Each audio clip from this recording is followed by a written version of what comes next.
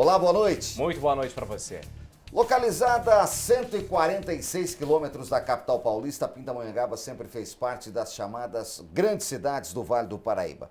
Hoje, com mais de 168 mil munícipes, a cidade se tornou referência em reciclagem. E Nicolini, sede de grandes empresas como, por exemplo, a Gerdau e a Novelis, Pindamonhangaba hoje trilha um caminho promissor na região metropolitana. A cidade, por exemplo, demonstrou um resultado muito positivo no combate à pandemia da Covid-19. E para falar um pouco mais da cidade de Pindamonhangaba, que neste domingo completa 317 anos, eu recebo como convidado aqui no Band Entrevista o prefeito Israel Domingues. Prefeito, boa noite, obrigado pela presença, tudo bem?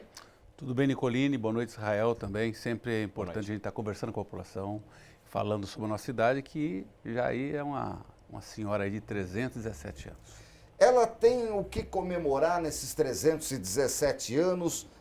Qual a maior virtude de Pindamonhangaba, na visão do senhor que está à frente da prefeitura, já em segundo mandato, nesses 317 anos? Hoje eu acho que Pindamonhangaba, pela localização, acho assim, falar assim, Pindamonhangaba é estratégico no eixo Rio-São Paulo, é estratégico com relação a ter litoral e morro. Então, eu acho que Campos do Jordão já foi Pindamonhangaba, então eu acho que Pindamonhangaba está muito bem localizada para que as pessoas possam vir investir e estar próximo dos grandes centros. Eu acho que essa é a maior virtude, eu diria essa. E há novos projetos, prefeito, que o senhor já consegue visualizar para explorar esse potencial por estar localizada num ponto vital e crucial no Vale do Paraíba, prefeito? Excelente. Eu acredito assim que é o primeiro ponto. O segundo ponto é que a cidade ela começou na década de 70 a sofrer esse boom da industrialização que teve aqui no Vale do Paraíba e a siderurgia, sobretudo parte do ramo automobilístico e parte do ramo da construção, se instalou em Pinda. E agora nós estamos passando pelo segundo boom, que é a gente perceber que a maioria das empresas que são as multinacionais, como a Cimeca, que é mexicana, como a própria Gerdau, e a Novelis, que é do ramo do alumínio, está já anunciando a sua duplicação. Então eu acredito que nós estamos passando pelo segundo boom, a cidade de Pinda, com essa localização estratégica magnífica. Eu queria falar um pouco mais, prefeito, sobre essa questão da industrialização, porque Pindamonhangaba, historicamente, é um polo industrial, né? Nos últimos 50 anos, a gente pode dizer assim, a cidade foi crescendo, tem tido uma retomada agora nesses últimos anos com a vinda de novas empresas, justamente no momento em que a gente vê uma certa desindustrialização em algumas cidades da região, como a gente perdeu grandes empresas em Taubaté, a gente teve uma mudança no quadro empresarial de São José dos Campos.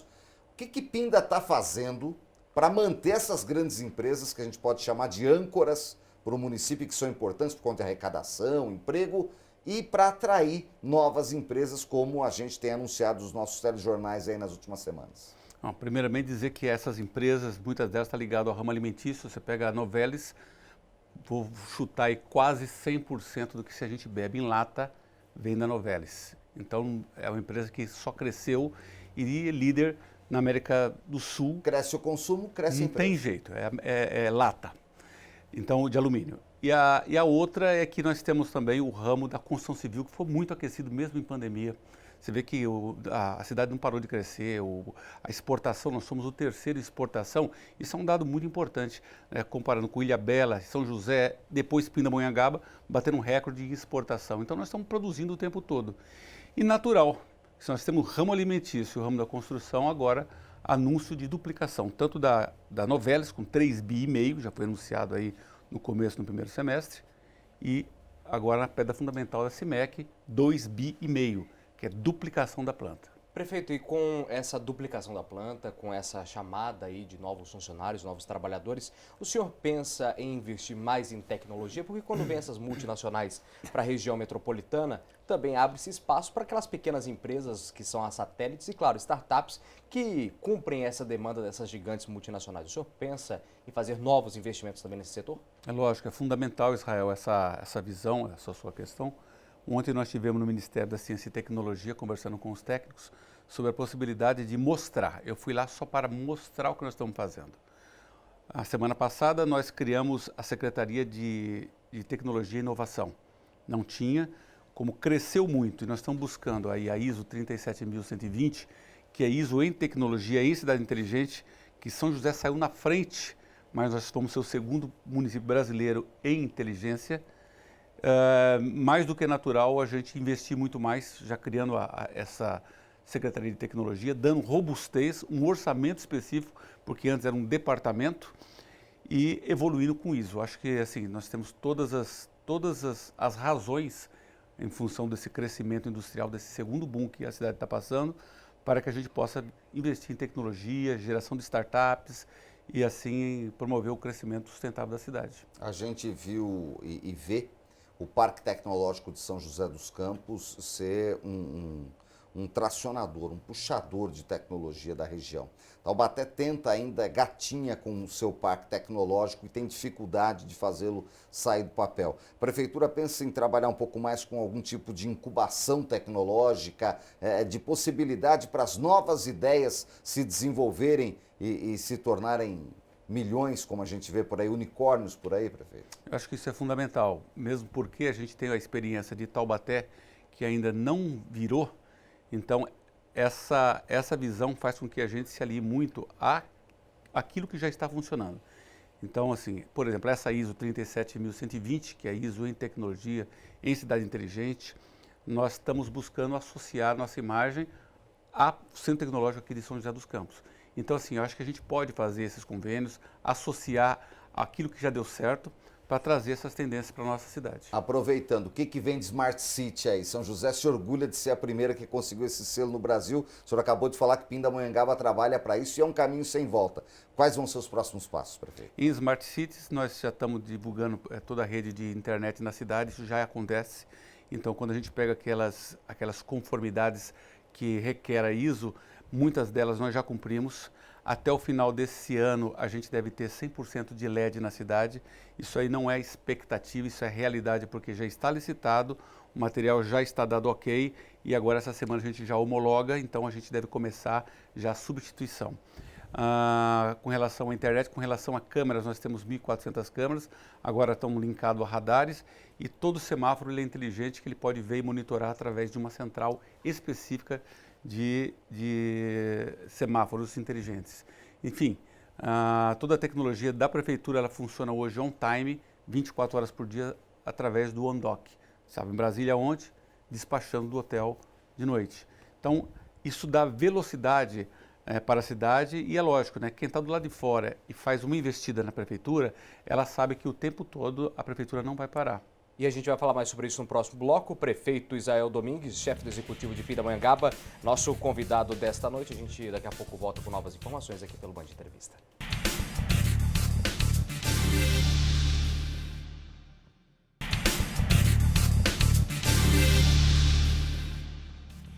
Estamos de volta com o Band Entrevista dessa noite, que conversa com o prefeito de Pindamonhangaba, Israel Domingues. Novos desafios, saúde, educação e também saneamento básico, né, Nicolini? Comentando em cima dos 317 anos que a cidade comemora nesse final de semana, prefeito, a gente passou e ainda está em pandemia, tecnicamente ainda está, num momento bem mais brando, né, dessa pandemia da Covid-19, que judiou de tanta gente, que matou tanta gente. O prefeito, inclusive, ficou bastante doente por um período, graças a Deus está totalmente recuperado. Qual foi a lição que a saúde do município tirou com a Covid? Teve a ampliação de atendimento, foi feito tudo o que foi possível. O que ficou de legado? Bom, eu acho que a maior lição que nós tiramos do Covid, primeiro foi a nossa finitude, e a Secretaria de Saúde ela passou a ser muito mais dinâmica e dar respostas muito mais rápidas às necessidades. Então a gente tinha aquele modelo, que era um modelo concebido como atenção básica, atenção especializada e atenção de rede de urgência. Então ficava trabalhando só com esses três cenários. Cada um no seu quadrado. Cada um no seu quadrado. Agora nós sabemos que os indicadores, eles têm que ser muito mais precisos, minuciosos, e as ações têm que ser muito mais rápidas. O tempo-resposta é muito mais rápido. Nós fizemos isso por causa do Covid e fez com que a gente mobilizasse e desmobilizasse equipamentos, UTI, enfermaria, centros de Covid. Isso nos deu essa dinâmica de fazer com que a gente tivesse essa plástica de fazer essa mobilização e desmobilização. Então hoje a gente trabalha muito melhor com os indicadores. Os indicadores que antes era mais para fazer uma explanação em planilha, ele ficou muito mais, vamos dizer assim, mais usual no nosso dia a dia. A prefeitura conseguiu, o senhor que é médico e acompanha, é claro, muito de perto isso, até porque conhece muito bem o atendimento do outro lado, conseguiu ampliar o atendimento pós-pandemia, ou seja, ter mais leitos, ter mais atendimento, ter mais unidades para atender o povo, prefeito? Eu acredito que sim, porque nós tínhamos uma situação que era as UPAs, que estavam ainda em funcionabilidade, e as UPAs funcionam em consonância com o governo federal através de investimento do governo federal, sim ou não. Então nós conseguimos ter o credenciamento do governo federal e receber por essas UPAs, então elas estão funcionando. Essa é uma situação. A situação é que nós conseguimos ampliar o leito de enfermaria da Santa Casa e através de uma ação lá atrás do presidente, nós conseguimos ampliar os leitos de UTI, que era um requisito da região. A região era muito carente.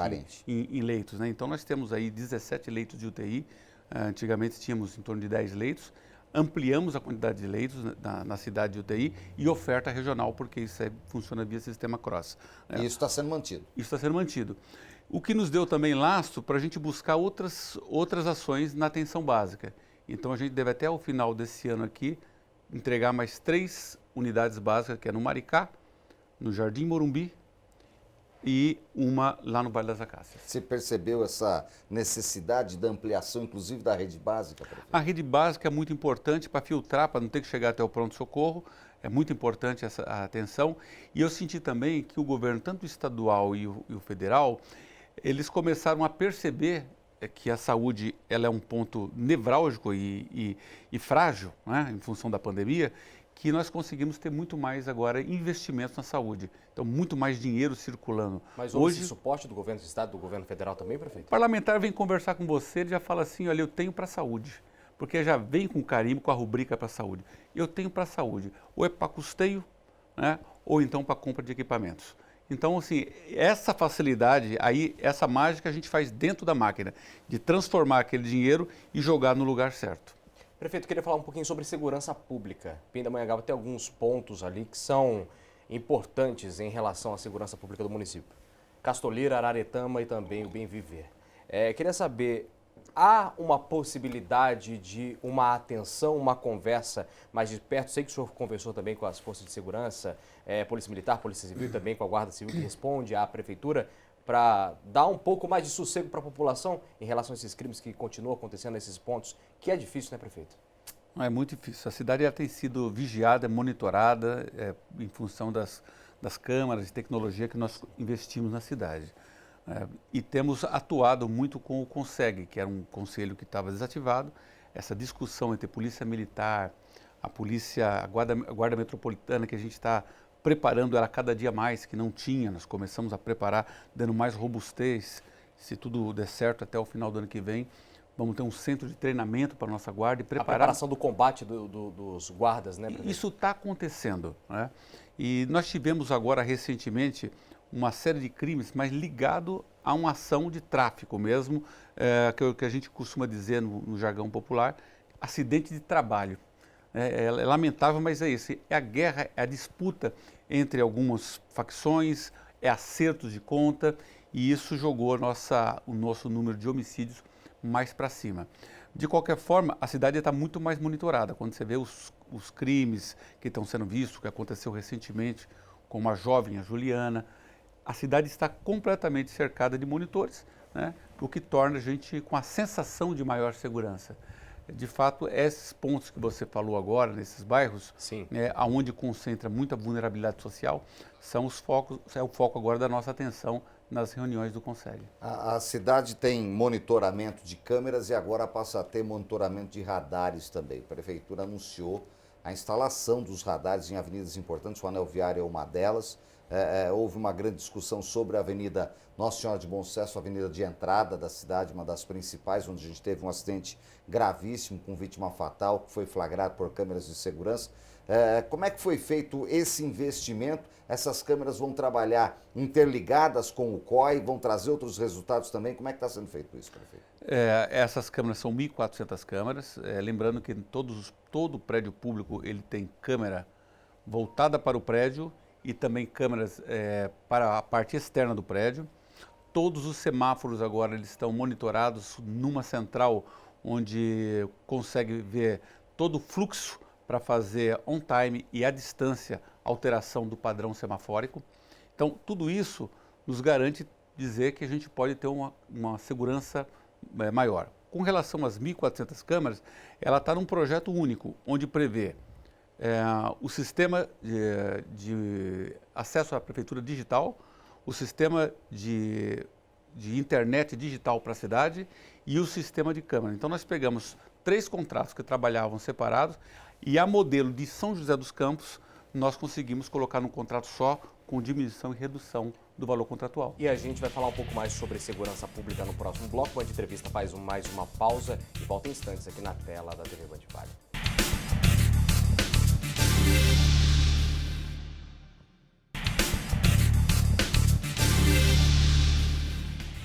Nesta noite, o Band Entrevista recebe o prefeito da cidade aniversariante desse final de semana, Pindamonhangaba. Israel Domingues está em nossos estúdios para falar dos desafios para os próximos anos. E um deles, prefeito, o senhor já começa a mexer, que é o desafio da licitação do transporte público na cidade. A gente está vendo problemas em São José dos Campos, vimos problemas em outros municípios. Como é que está sendo feito em Pinda nesse momento que o diesel está caro, que o insumo está caro, que o emprego é importante e o pessoal precisa do trabalho? E tem os aplicativos. Como fechar essa conta? Bom, se fosse fácil já teriam feito, né? Mas o nosso transporte é de 2004, em 2014 ele poderia ficar até 24, em 2014 foi considerado o contrato irregular e aí a cobrança sistemática para que a gente pudesse fazer a licitação. Tentei fazer a licitação 2 vezes e ela não deu, não teve êxito, né, infelizmente. E agora, dessa vez, nós estamos colocando essa licitação com todas as tendências que tem novas de tecnologia associada ao transporte público, né? Carregador USB, câmera de monitoramento no transporte, uma central no aplicativo para que a pessoa possa saber on time a distância, o tempo que o ônibus vai chegar até o ponto. Tudo isso consta nesse termo. Agora a questão é que é um contrato difícil, em função do preço do combustível que o tempo todo oscila, né? E você pega lá uma tarifa técnica alta, né? Quando você vai levantar a tarifa técnica dá mais de R$6, então olha o impacto com a tarifa atual. Vantagem que nós temos, a vantagem é que o município é superavitário, nós estamos entregando agora para a Câmara pelo menos 81 milhões de excesso de arrecadação que não foi previsto, né, em função do bom trabalho e o êxito da economia. Então, a notícia boa é que a gente pode fazer uma parte subsidiar. Então, ainda que a tarifa seja alta, na briga entre as empresas, o município pode entrar nesse jogo futuramente e subsidiar. Então, o município não sentiria muito no bolso o impacto do valor da passagem, é isso, prefeito? Essa é a vantagem. Nós estamos buscando um meio termo para que assim que nós tivermos a tarifa real, porque a técnica a gente já sabe que vai bater os 6 ou um pouco mais. Então, quando chegar na briga, a menor tarifa com o melhor projeto, fechou a tarifa, a gente já tem que começar a trabalhar a questão do subsídio, como vai ser, aí é uma discussão junto com a Câmara. Já tem dinheiro reservado para isso em orçamento, prefeito? Já tem dinheiro reservado, né, e está nesse bolo aí desses 81 milhões aí, já tem um dinheiro reservado aí, é expectativa de dinheiro, que a gente não sabe quanto vai bater, né, mas existe uma expectativa. E deve ter subsídio então para as empresas vencedoras. Uma só ou mais de uma? Aí eu acho que Pinda não tenho certeza se comporta mais de uma empresa pelo tamanho da cidade e o perímetro urbano onde os ônibus circulam. Prefeito, queria falar um pouquinho sobre dengue. Chamou muita atenção no início desse ano, fim do ano passado também, o índice bretou acima de 7%, 8%, região de Moreira César também sofrendo muito com isso. Prefeito, ações serão realizadas gradativamente no município? A gente vê que alguns bairros, por exemplo, o conjunto habitacional lá no Bem Viver também sofreu muito com isso. O que o senhor tem a dizer? As ações estarão sendo feitas e realizadas pela Prefeitura mais uma vez? Então, nós estamos com um esforço conjunto de convencer a população e a Prefeitura também fazer a sua missão. Sim. Nós passamos agora recentemente por uma dificuldade muito grande no transporte do lixo, né, da limpeza pública, né, vamos dizer assim. Então, foi sacrificante. Nós viemos aí com contratos excepcionais, contrato emergencial, e a gente tentando fazer com que a coisa acontecesse, aguentando impugnações de empresas, enfim, agora deu certo. Então, agora a gente consegue sair da emergencialidade e tentar trabalhar o contrato para que ele possa fazer uma melhor limpeza pública. Isso aí ficou a desejar em função dos contratos emergenciais. A segunda questão é que nós estamos disseminando a prática do PEV. Agora, temos que trabalhar muito com a população na questão da comunicação com relação ao despejo e descarte de lixo irregular, lixo em terreno urbano, porque nós temos o transporte de lixo, a coleta de lixo. Então, isso tem que chegar mais redondo na população. O que tem que chegar mais redondo na população também é como a gente destinar melhor aquele lixo que é reciclável, que antes passava no caminhão compressor. A gente quer mudar esse parâmetro, até porque a gente quer virar essa economia do pessoal que faz a reciclagem, ao invés de jogar isso aí, descartar na natureza ou em qualquer lugar. Então, essa política, trabalhar a comunicação vai ser um desafio muito grande para a gente. A outra ponta é a questão da fiscalização, que a cidade cresceu e nós tivemos um problema com relação ao concurso público, né? Nós ficamos aí com um concurso público e teve a lei 173 do presidente Bolsonaro, que não permitia que a gente contratasse mais agentes, funcionário público. Então, isso travou também e a gente deve lançar um concurso até o final desse ano. Está sendo feito todo o levantamento, o impacto já foi gerado, inclusive a lei que foi para a Câmara precisou ser ajustada. Eu tirei a semana passada para ajustar. Ajustando, a gente deve soltar o concurso público aí com a marca aí de uma empresa grande, uma Vunesp, alguma coisa assim, para que dê mais credibilidade ao concurso, que até concurso eu já tive problema, então não quero mais passar. Isso é importantíssimo fazer com as grandes empresas. O nosso tempo está chegando ao final, prefeito, mas antes eu queria saber da questão do trem de passageiros da cidade. É um trabalho da Estrada de Ferro, é claro que a prefeitura é parceira, e para a prefeitura sobra o ônus quando tem vandalismo, roubo de fios e os trens acabam não atendendo. Como é que está a negociação com a Estrada de Ferro? Vão ter novos investimentos ali, talvez em segurança mesmo, para que não haja novos vandalismos? Como é que está isso para uma população importante daquela região? É muito difícil a gente fazer o monitoramento, ou o Estado, que é detentor da Estradinha de Ferro Campos do Jordão, um monitoramento de toda a linha, né? Então ali foram mais de 11 milhões que foram furtados, subtraídos da fiação. 11 milhões? 11 milhões, é um dinheiro muito grande, o Estado não quer colocar porque ele fala, vai colocar e pode ser furtado novamente. Então, assim, foi feito alguns testes, eu tive em conversa com o diretor da Estrada de Ferro, com o Marcelo, e os testes foram feitos com a Maria Fumaça, né? E ele está estudando duas possibilidades. A Maria Fumaça ficou em teste aqui, foi para Campos do Jordão, está cumprindo uma missão lá, mas nos próximos dias deve ter uma negociação para que se coloque ou uma outra Maria Fumaça que ele já identificou, ou então, quem sabe, um veículo a diesel para poder substituir e dar um destino para essas pessoas que usam como transporte público. Isso é muito importante. Tempo esgotado, prefeito. Olha, parabéns pelos 317 anos de Pindamonhangaba. Bom que a população saiba os caminhos que a cidade está tomando e o trabalho que a prefeitura está fazendo. A gente acompanha e faz questão de apresentar aqui. Até uma próxima oportunidade, doutor Israel. Eu que agradeço, Nicolino Israel. Obrigado. O Band Entrevista ele fica por aqui, mas sempre com o encontro marcado contigo aos sábados, às 6:50 da noite. A gente espera você. Até a próxima semana. Bom final de semana. Até a próxima.